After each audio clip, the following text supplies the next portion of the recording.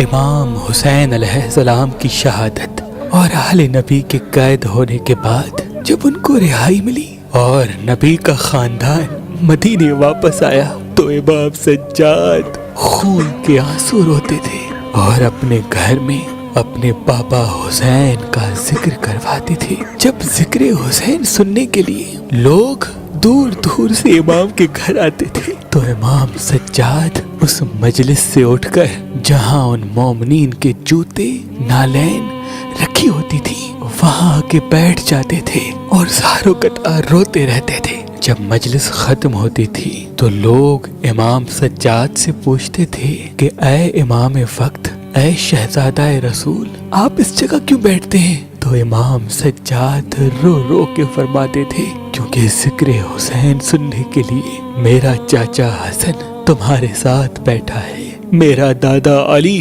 تمہارے ساتھ بیٹھا ہے، میری دادی فاطمہ تمہارے ساتھ بیٹھی ہے، میرا نانا رسول اللہ تمہارے ساتھ بیٹھا ہے۔ تبھی میں سجاد آ کے آخر میں بیٹھ جاتا ہوں۔ مولا کے چاہنے والے نے پوچھا کہ مولا آپ مجلس کرواتے ہیں لیکن جب آپ کے بابا کا نام آتا ہے تو آپ کا چہرہ زرد کیوں ہو جاتا ہے؟ بس یہ کہنا تھا۔ امام سجاد رو رو کے فرمانے لگے جب میرے بابا حسین کا نام آتا ہے تو مجھے وہ منظر یاد آتا ہے جب 11 محرم کو میں اپنے بابا کی لاش پہ پہنچا اور میرے بابا کی دائیں پسلیاں بائیں پسلیوں کی طرف تھی اور بائیں پسلیاں دائیں پسلیوں کی طرف تھی۔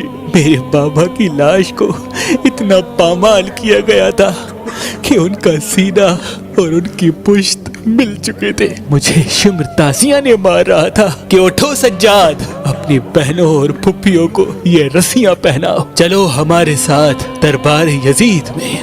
جب میرے بابا حسین کا نام آتا ہے تو مجھے وہ منظر یاد آتا ہے کہ میں اپنے بابا کی لاش کو اس طرح سے چھوڑ کے شام کی طرف روانہ ہوا۔ شام کی طرف